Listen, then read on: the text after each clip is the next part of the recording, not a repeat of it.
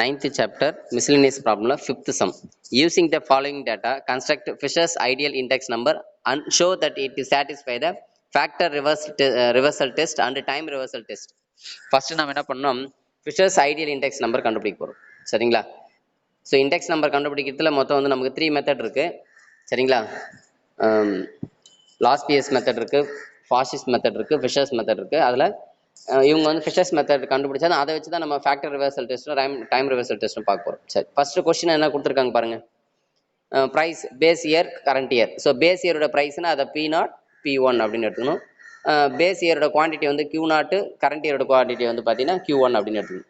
சரிங்களா? இப்போ இதை வந்து என்ன பண்ணணும், நம்ம ப்ராடக்ட் பண்ணி எழுதணும். சரிங்களா? சரி, டேபிள் போடலாம் பாருங்க. ஃபர்ஸ்ட் பாருங்க, அந்த base இயருடைய price P0 P1 Q0 Q1. அதுக்கடுத்து இதை ப்ராடக்ட் பண்ணி எப்படின்னா P0 Q0, அப்புறம் P0 Q1, அப்புறம் P1 Q0 P1 Q1. So இதை ப்ராடக்ட் பண்ணி எழுதி அதை என்ன பண்ணணும், நம்ம சம்மேஷன் பண்ணிக்கணும். கரெக்டுங்களா? ஸோ ப்ராடக்ட் பண்ணியிருக்காங்க பாரு. ஸோ P0ம் Q0ம் ப்ராடக்ட் பண்ணி எழுதியிருக்காங்க ஃபர்ஸ்ட் இதில். அடுத்தது அதே மாதிரி அதுக்கடுத்தது எல்லாத்தையுமே என்ன பண்ணுறாங்க, ப்ராடக்ட் பண்ணி எழுதிட்டாங்களா. அடுத்து அது எல்லாத்தையும் என்ன பண்ணணும், நம்ம சம்மேஷன் பண்ணணும். சரிங்களா? சம்மேஷன் பண்ணியிருக்காங்க பாரு. P0 Q0 summation P0 Q0 வந்து 1360. அதேமாதிரி 1000, அதாவது சம்மேஷன் P1 Q1 வந்து 1880. அதே மாதிரி சம்மேஷன் P0 Q1 வந்து 1344. அதே மாதிரி P1 Q0 வந்து 1900. சரிங்களா? ஸோ எல்லாத்தையும் என்ன பண்ணிட்டோம், நம்ம ஆட் பண்ணிட்டோம். இப்போ ஃபிஷர்ஸ் ப்ரைஸ் இண்டெக்ஸ் நம்பருக்கான ஃபார்முலா என்ன அப்படின்னு பார்த்தீங்கன்னா P01 பவரில் வந்து எஃப்னா ஃபிஷர்ஸ்னு அர்த்தம். சரிங்களா? பாசிஸ்னா P யூஸ் பண்ணணும், லாஸ்ட் இயர்னா L யூஸ் பண்ணுவீங்க.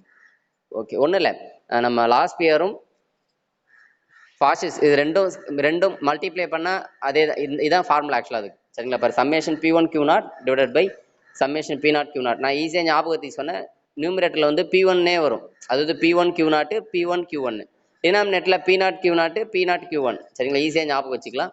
ஓகேங்களா? ஸோ அதோட வேல்யூஸை சப்ஸ்டிட் பண்ணலாம். சம்மேஷன் P1 Q0 வேல்யூ 1900, அப்புறம் 1880, 1360 இன்ட்டு 1344 இன்ட்டு 100. முதல்ல என்ன பண்ண, இதை மல்டிப்ளை பண்ணி ஸ்கொயர் ரூட் எடுத்தோம்னா என்ன வருதுங்க ஆன்சர் அப்படின்னு பார்த்தீங்கன்னா 1.39 வரும், 1.398 வரும். அதை 100ஆல் மல்டிப்ளை பண்ணும்போது என்ன வரும், நமக்கு 139.8. இது வந்து என்னது, ஃபிஷர்ஸ் இண்டெக்ஸ் நம்பர் நம்ம கண்டுபிடிச்சிட்டோம். சரிங்களா? ரைட். இப்போ இந்த இண்டெக்ஸ் நம்பர் வந்து கரெக்டா, இதோட உண்மைத்தன்மையை நம்ம பார்க்க போறோம். இந்த இண்டெக்ஸ் நம்பர் கரெக்ட் தான், அது இந்த ரெண்டு டெஸ்ட்டையும் சாட்டிஸ்ஃபை பண்ணணும். Time reversal test. So time reversal டெஸ்ட்டுக்கான ஃபார்முலா பாருங்க, P01 இன்ட்டு P10. ஆக்சுவலாக இப்போ P01 இப்போ தான் நம்ம ஃபார்முலா பார்த்தோம் இல்லையா, அந்த ஃபார்ம் இப்போ P01 வந்து ஃபிஷர்ஸுக்கு பார்த்தோம் இல்லையா, அதே ஃபார்முலா தான் இங்கே அப்ளை பண்ண போகிறோம். ஸோ அதே ஃபார்முலா தான் இப்போ அப்ளை பண்ணிட்டாங்க. இன்ட்டு P10ன்றது என்னன்னா 1 இருக்கிறதுல 0 போடுங்க, 0 இருக்கிறதுல 1 போடுங்க, அவ்வளோதான். இப்போ இந்த ஃபார்முலாவில் அப்படியே என்ன பண்ணுங்க, பாருங்க P1 இருக்கா, அந்த இடத்துல P0, Q0 இருக்கா, அப்போ Q1. ஸோ அந்த மாதிரி என்ன பண்ணலாம், அதே மாதிரி P1க்கு P0, Q1க்கு Q0 அப்படின்னு சொல்லிட்டு என்ன பண்ணோம், சேஞ்ச் பண்ணிட்டு அதோட வேல்யூஸை சப்ஸ்டிட் பண்ணால் எல்லாமே கேன்சல் ஆகும். சரிங்களா? எல்லாமே கேன்சல், 1900 எல்லாமே கேன்சல் ஆகும். கேன்சல் ஆச்சுன்னா ஆன்சர் வந்து என்ன வரும், 1 வரும். அப்போது டைம் ரிவர்சல் டெஸ்ட் சாட்டிஸ்ஃபை பண்ணுறது 1 வரணும். சரிங்களா? P01 இன்ட்டு P10 ரெண்டத்தையும் மல்டிப்ளை பண்ணால் என்ன வரணும், நமக்கு ஆன்சர் 1 வரணும். 1 வந்ததுன்னா அப்போ டைம் ரிவர்சல் டெஸ்ட் வந்து சாட்டிஸ்ஃபை பண்ணுதுன்னு அர்த்தம். ஸோ இங்கே வந்து 1 வருது, அப்போ டைம் ரிவர்சல் டெஸ்ட்டை சாட்டிஸ்ஃபை பண்ணுது. அதே மாதிரி என்ன பண்ணணும், நம்ம ஃபேக்டர் ரிவர்சல் டெஸ்ட் பார்க்கணும். ஃபேக்டர் ரிவர்சல் டெஸ்ட் என்னன்னா அதே P01 Q01 ரெண்டுத்தையும் மல்டிப்ளை பண்ணால் ஆன்சர் என்ன வரணும்னா summation P1 Q1 divide by summation P0 Q0 அப்படின்னு வரணும். சரிங்களா? வருதா பார்க்கலாம் பாருங்க. முதல்ல P01 அதை வேல்யூ ஃபார்முலா அப்ளை பண்ணிட்டோம். Q01க்கு என்ன பண்ணணும், இப்போ P இருக்கிறதுல Q1, Q இருக்கிறதுல P சப்ஸ்டிட் பண்ணும். இப்போ போன இதில் வந்து பார்த்தீங்கன்னா P01க்கும் இன்ட்டு P10க்கு என்ன டிஃப்ரெண்ட்னா இந்த 01ஐயும் இடமாற்றம் செஞ்சுக்கணும். சரிங்களா? அந்த ஃபார்முலாவில் என்ன பண்ணணும், நம்ம 1க்கு பதில் 0, 0க்கு பதில் 1. சப்போஸ் இந்த இடத்துல Q வந்துடுச்சுன்னு வச்சுங்களேன், Q வந்துட்டு அதே not1 தான். அப்போ என்ன பண்ணணும்னா இந்த 01ல் எந்த சேஞ்சஸும் கிடையாது, அப்போ PQவில் தான் சேஞ்சஸ். அப்போ PQவும் சேஞ்ச் பண்ணிக்கணும். சரிங்களா? அந்த ஃபார்முலாவுக்கு சொல்ல வரேன். சரிங்களா? இப்போ இந்த ஃபார்முலா பாருங்க, ஃபர்ஸ்ட் P01 எழுதிட்டோமா, அப்போ Q01க்கு என்ன பண்ணணும்னா இங்கே P1 இருக்கிறதுல Q1, Q0 இருக்கிறதுல P0. ஸோ P Q மட்டும் சேஞ்ச் பண்ணணும். சேஞ்ச் பண்ணி அதோட வேல்யூ சப்ஸ்டிட் பண்ணிட்டோம். சப்ஸ்டிட் பண்ணிட்டா 1880 இன்ட்டு 1880, அதுக்கு ஸ்கொயர் ரூட் எடுத்தோம்னா 1880. அதேமாதிரி 1360 அதுக்கு ஸ்கொயர் ரூட் 1360. ஆக்சுவலாக இது எதோட ஆன்சர் அப்படின்னு பார்த்தீங்கன்னா summation P1 Q1 divided by summation P0 Q0. அப்போ it satisfy the time reversal test and factor reversal test. சரிங்களா? இந்த ஆன்சர் வரணும் நமக்கு, அதாவது summation P1 Q1 divide by summation P0 Q0 வரணும். வந்துச்சுன்னா அது வந்து ஃபேக்டர் ரிவர்சல் டெஸ்ட்டை சாட்டிஸ்ஃபை பண்ணுது அப்படின்னு. சரிங்களா? அடுத்த ப்ராப்ளம் அடுத்து 6th problem. Compute the consumer price index for 2015 and the basis of 2014 from the following data. So என்னன்னா கன்சியூமர் இன்டெக்ஸ் நம்பர் அப்படின்னாலும் ஒன்று தான், காஸ்ட் லிவிங் இன்டெக்ஸ் நம்பர்னாலும் ஒன்று தான், ஒரே மீனிங் தான் ரெண்டும். சரியா? கன்சியூமர் பிரைஸ் இன்டெக்ஸ் நம்பர்னாலும் காஸ்ட் ஆஃப் லிவிங் இன்டெக்ஸ் நம்பர்னாலும் ஒன்று தான். சரி, முதல்ல பாருங்க, இங்கே வந்து என்னன்னா குவான்டிட்டி கொடுத்துருக்காங்க, ப்ரைஸ் கொடுத்துருக்காங்க. குவான்டிட்டினா இது என்ன பண்ணணும், நம்ம Q நாட்னு எடுத்துக்கணும். ப்ரைஸ் வந்து பார்த்தீங்கன்னா 2015. ஓகேங்களா? ஆக்சுவலாக இங்கே 2015 கொடுத்துருக்காங்க, இங்கே 14 கொடுத்துருக்காங்க, இங்கே வந்து இயர் வந்து மாறி இருக்கு, அதை கரெக்ட் பண்ணிக்கலாம். சரிங்களா? இது வந்து 2000, அந்த பேஸ் இயர் வந்து 2014, இது 2015. ஓகே, இப்போ பாருங்க, அந்த குவான்டிட்டி இருக்குல்ல, அதை Q நாட் ஆகும், அந்த பேஸ் இயருடைய ப்ரைஸ் வந்து P நாட் ஆகும், P1 எடுத்துட்டோம். இதை அப்படியே என்ன பண்ணால் ப்ராடக்ட் பண்ணுங்க, P நாட் Q நாட் அப்படியே ப்ராடக்ட் பண்ணி, இது ரெண்டுத்தையும் ப்ராடக்ட் பண்ணி இங்கே போடணும் இந்த இடத்துல. சரிங்களா? அடுத்தது P1 Q நாட், அதை ரெண்டுத்தையும் ப்ராடக்ட் பண்ணி இங்கே போடணும். சரிங்களா? ஸோ ப்ராடக்ட் பண்ணி எல்லாத்தையும் போட்டு அதை சம்மேஷன் பண்ணிடுமா, summation P1 Q naught summation பண்ணிட்டு அதே மாதிரி summation P not Q naught summation பண்ணியாச்சு. குவான்டிட்டியை வந்து சம்மேஷன் பண்ண 24. ஆக்சுவலாக குவான்டிட்டி நமக்கு தேவையில்லை. இப்போ காஸ்ட் ஆஃப் லிவிங் இண்டெக்ஸ் நம்பருக்கான ஃபார்முலா என்னமா, summation P1 Q nought divided by summation P not Q nought, ரெண்டுத்தையும் என்ன பண்ணோம், டிவைட் பண்ணி 100 மல்டிப்ளை பண்ணணும். 174 divided by 146.5 into 100. So answer வந்து 118.77. ஸோ இந்த cost of living index number கண்டுபிடி மொத்தம் 2 மெத்தட் இருக்குமா. இந்த மெத்தட்ல போட்டோமா. இன்னொரு மெத்தட் என்னன்னா, அவங்க வெயிட் கொடுத்தாங்கன்னா வேல்யூம் வி கொடுத்தாங்கன்னா அதுக்கு ஃபார்முலா வேற. சரிங்களா? Summation PV by summation V அப்படின்னு சொல்லிட்டு சொல்லுவோம். ஸோ அந்த அது வந்து பார்த்தீங்கன்னா நமக்கு வந்து இந்த குவான்டிட்டி கொடுக்காம வெயிட் பேஸ் பண்ணி கொடுத்தாங்கன்னா, சரிங்களா? ஸோ அதுவும் வந்து cost of living index number தான். ஸோ என்ன கிவன் கொடுக்குறாங்களோ ஸோ அதை பொறுத்து தான் நம்ம cost of living index number நம்ம கண்டுபிடிக்கணும். சரிங்களா? அடுத்த சம். ஸோ அடுத்த சம் அதை பேஸ் பண்ணி தான் வந்து the inquiry was made into a budget of middle class families in city gave the following information. ஒரு மிடில் கிளாஸ் ஃபேமிலியோட இன்ஃபர்மேஷன்ஸ் கொடுத்துருக்காங்க. ஸோ அதை வச்சு என்ன கால்குலேட் பண்ண சொல்றாங்கன்னா, அது அவங்களுடைய food, rent, clothing, fuel, rice எல்லாமே கொடுத்துருக்காங்க. சரிங்களா? அதோட ப்ரைஸ் 2000 கொஞ்சம் இப்படி ஹாரிசான்டல்ல மாற்றி கொடுத்துருக்காங்க. சரிங்களா? நீங்கள் அதை கரெக்டாக பார்த்து எழுதிங்க. ப்ரைஸ் வந்து பார்த்தீங்கன்னா 2010, அதான் வந்து என்னது நம்ம P நாட். ப்ரைஸ் 2011, அதான் கரண்ட் இயர் P1. இங்கே பாருங்க வெயிட் கொடுத்துருக்காங்க பாருங்க. ஸோ வெயிட் கொடுத்ததுனால பாருங்க cost of living index number தான் கேட்குறாங்க இங்கேயும். சரிங்களா? Cost of living index number தான் கேட்குறாங்க. ஆனால் வெயிட் என்ன பண்ணாத வியா எடுத்துக்கூடாது. சரிங்களா? வெயிட் வந்து நம்ம வியா எடுத்துக்கணும், கியூவா எடுத்துக்கூடாது, Q நாட்டா எடுத்துக்கூடாது. சரிங்களா? நம்ம குவான்டிட்டி கொடுத்தா தான் அந்த மாதிரி எடுத்துக்கணும். சரி, ஓகே. இங்கே பாருங்க, இங்கே பாருங்க வெயிட்டை வின்னு எடுத்துட்டாங்களா, அந்த மாதிரி 2 2000 P நாட்டு P1 எடுத்துட்டாங்க. இப்போ ஆக்சுவலாக நமக்கு என்ன வேணும்னா கேபிட்டல் P கேபிட்டல் V வேணும். கேபிட்டல் V வெயிட் அது, அதை எடுத்துக்க போறீங்க. கேபிட்டல் P என்ன பண்ணணும்னா P1ஐயும் P நாட்டையும் டிவைட் பண்ணி இன்டூ 100 பண்ணும். அதான் வந்து என்னது, அப்போ நம்ம என்ன பண்ணணும்னா 174 டிவைடட் பை 150 இன்டூ 100. சரிங்களா? இது சிம்பிளை பண்ணால் உனக்கு ஆன்சர் வரும் 116. அதே மாதிரி 60 டிவைடட் பை 50 இன்டூ 100 120. ஸோ எல்லாமே என்ன பண்ணணும், அதே மாதிரி ப்ராடக்ட் டிவைட் பண்ணி அப்புறம் 100 மல்டிப்ளை பண்ணி போட்டாச்சு. எது கேபிட்டல் P கண்டுபிடிச்சிட்டோம். இப்போ இந்த பிஎம் விஎம் மல்டிப்ளை பண்ணி போகணும். இந்த விஎம் பிஎம் மல்டிப்ளை பண்ண வரும், அதான் PV. இது ரெண்டுத்தையும் மல்டிப்ளை பண்ணி எழுதுங்க. மல்டிப்ளை பண்ணி எழுதிட்டு அதோட சம்மேஷன் வந்து பார்த்தீங்கன்னா 12,610. அதோட சம்மேஷன் எல்லாத்தையும் என்ன பண்ணணும், நம்ம ஆட் பண்ணுறோம். ஆட் பண்ணால் 12,610.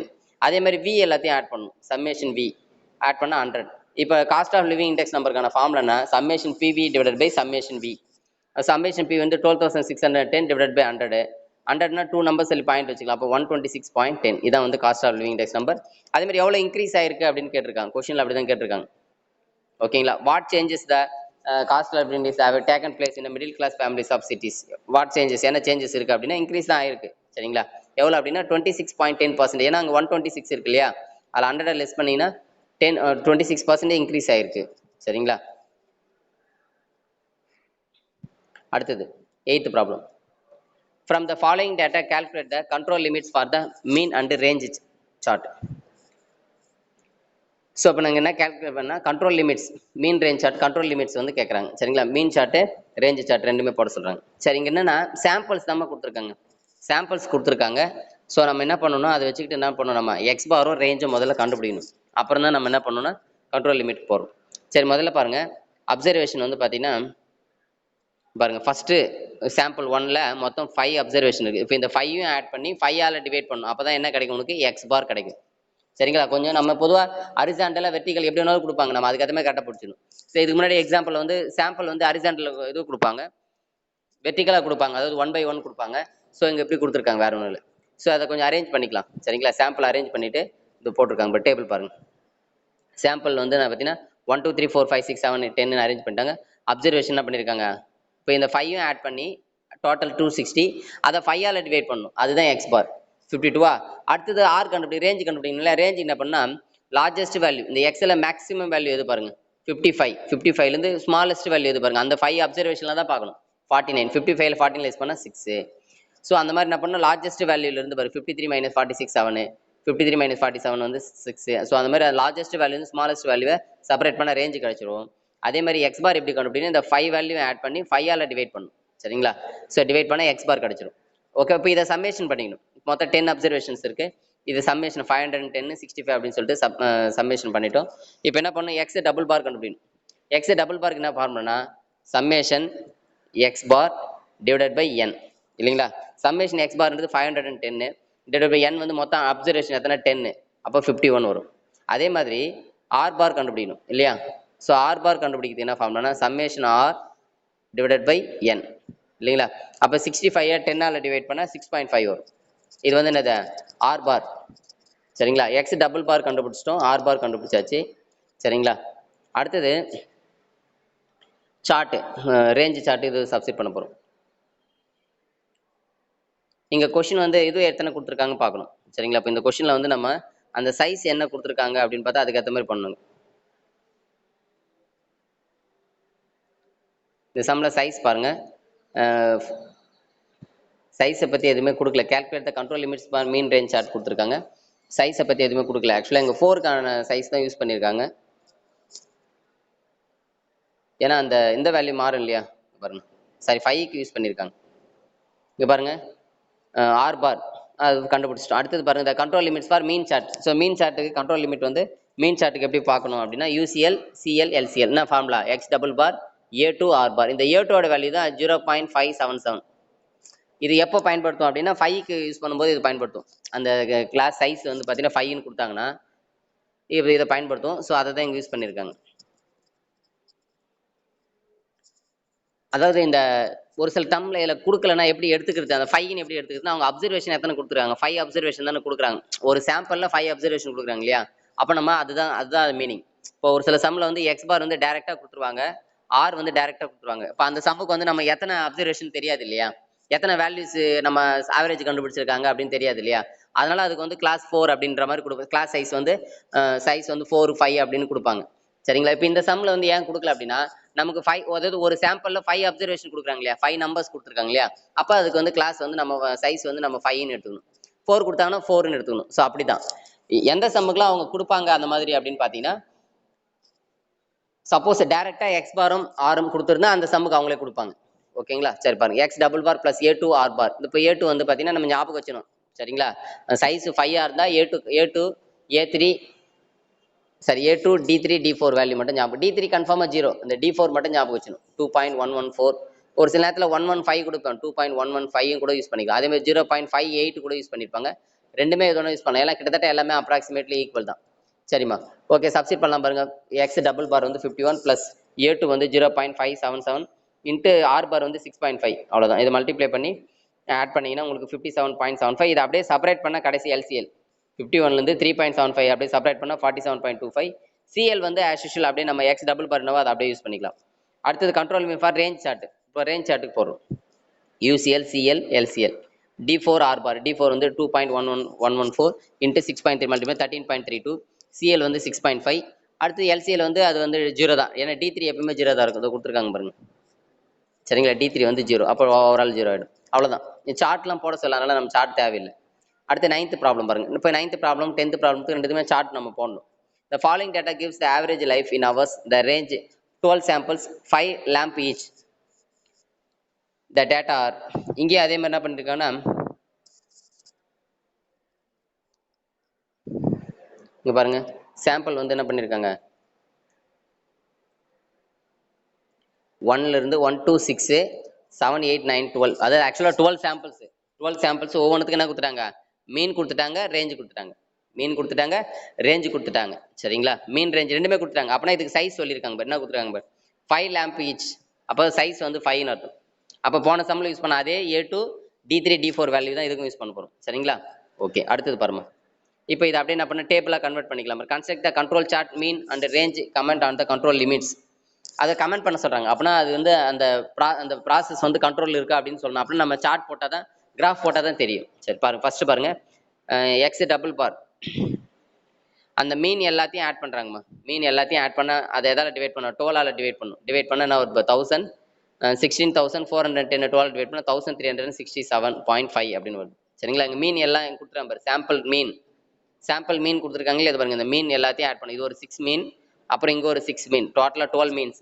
அதே மாதிரி ரேஞ்ச் கொடுத்துறாங்க பாரு, இது ஒரு 6 ரேஞ்ச், இது ஒரு 6 ரேஞ்ச். இது எல்லாத்தையும் ஆட் பண்ணி என்ன பண்ணும், 12ஆல டிவைட் பண்ணும். அது வந்து என்ன கிடைக்கும், ஸோ ஆர் பார் கிடைக்கும். பாருங்க, எக்ஸ் டபுள் பார் வந்து ஆட் பண்ண கிடைச்சிருச்சு. அடுத்து ஆர் பார் வந்து ரேஞ்ச் எல்லாத்தையும் ஆட் பண்ணி 12ஆல் டிவைட் பண்ணியிருக்காங்க. டிவைட் பண்ணால் 5130 டிவைட் பை 12 வந்து 427.5. சரிங்களா? இப்போ கண்ட்ரோல் லிமிட்ஸ் ஃபார் மீன் சார்ட்டுக்கு போயிடுவோம். மீன் சார்ட் வந்து X double bar plus A two R bar. So ஏ2 தான் இப்போ 0.577 சொல்லியிருக்கீங்களே, அதை சப்ஸ்டிட் பண்ணி சிம்ப்ளை பண்ண வேண்டியதான். 1367.5 பிளஸ் ஒரு 246.67 ஆட் பண்ண 1614.17. அதேமாதிரி சிஎல், அதேமாதிரி எல்சிஎல் வந்து பார்த்தீங்கன்னா செப்பரேட் பண்ண வேண்டியது. இங்கே ஆட் பண்ணணும் இல்லையா, இந்த இடத்துல ஆட் பண்ணால் அதை அப்படியே செப்பரேட் பண்ண முடிஞ்சிருச்சு. இது வந்து என்ன, மீன் சார்ட். அடுத்து என்ன பண்ணணும், நம்ம ரேஞ்ச் சார்ட் வந்து பார்த்தீங்கன்னா D4 ஆர் பார். ஸோ D4 வந்து 2.1114 இன்ட்டு ஆர் பார் வந்து 427.5. ஸோ மல்டிப்ளை பண்ணால் 903.74. அதேமாதிரி சிஎல் வந்து ஆர் பார் வேல்யூ அப்படியே போட்டுக்கலாம். அடுத்து எல்சிஎல் வந்து 0 தான். சரிங்களா? இப்போ இதுக்கு சார்ட் போடலாம் பாருங்க. முதல்ல வந்து எக்ஸ் பார் சார்ட் பாருங்க. இப்போ எக்ஸ் பார் சார்ட்டுக்கு வந்து பார்த்தீங்கன்னா இங்கே 1000 அப்படி எடுத்துக்கிறாங்க. ஏன்னா எல்லாமே பெரிய வேல்யூ இல்லையா, 1000 1000 100 எடுத்துக்கிறாங்க. சரிங்களா? அதேமாதிரி எக்ஸ் ஆக்சிஸ் பொறுத்தவரை அது 1 தான். ஏன்னா சாம்பிள் தானே, சாம்பிள் வந்து 12 சாம்பிள்ஸ் 12 வரல எடுத்தாச்சு. இப்போ யூசிஎல் வந்து என்னன்னா 1114.17 இல்லையா? அப்போ 1600 சம்திங், அந்த 1600 மேலே அப்படியே அப்ராக்சிமேட்டாக குறிச்சா போதும், ரொம்ப எக்ஸாக்டான தேவையில்லை. அதே மாதிரி இங்கே வந்து பார்த்தீங்கன்னா 1120, அது 1100க்கு மேலே குறிச்சிட்டோம். அடுத்து 1360, அது 1300 சம்திங், அது குறிச்சாச்சு. அவ்வளோதான். இப்போ நம்ம பாயிண்ட்ஸ் எல்லாமே பாருங்க.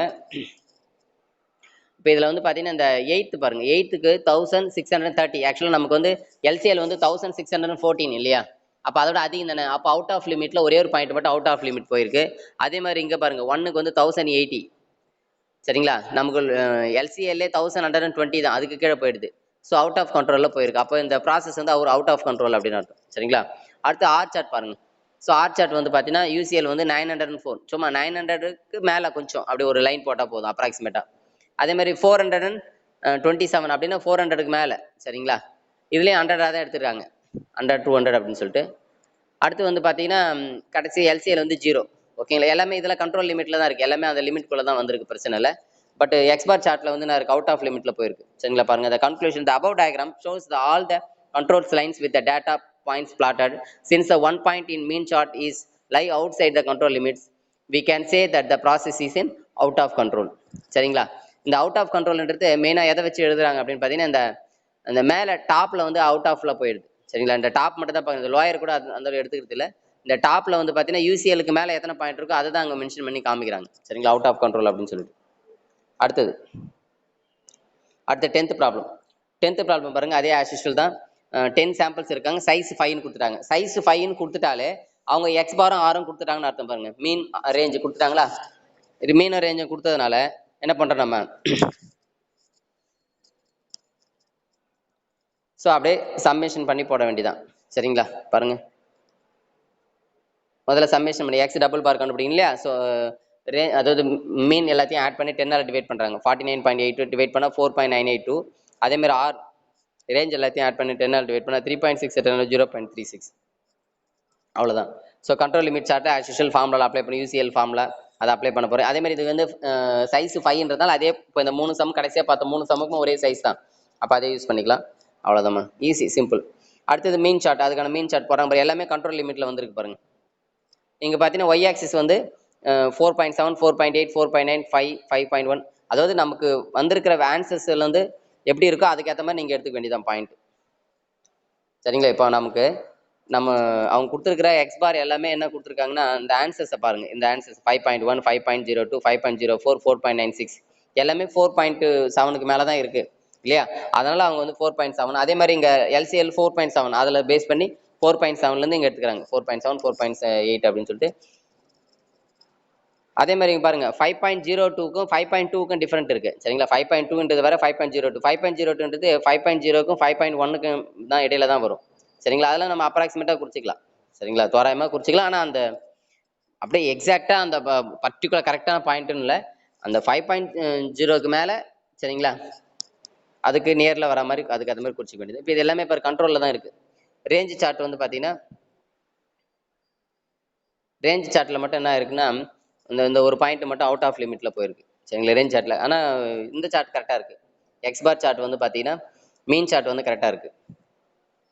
ஸோ கன்க்ளூஷன் பாருங்க. Conclusion the above diagram shows all the controls lines with the data points plotted. Since the one range chart is lie out of the control limits, we can say that the process is out of control.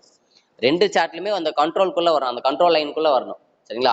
Upper control லைனுக்கு lower control லைனுக்கு இடையில middle கரெக்டா வரணும். அப்படி வரல ஒரு பாயிண்டாவது out ஆஃப்ல போயிடுச்சுனாலே ரெண்டு சார்ட்ல ஏதாவது ஒண்ணுத்துல போனா கூட அது அவுட் ஆஃப் கண்ட்ரோல் தான்.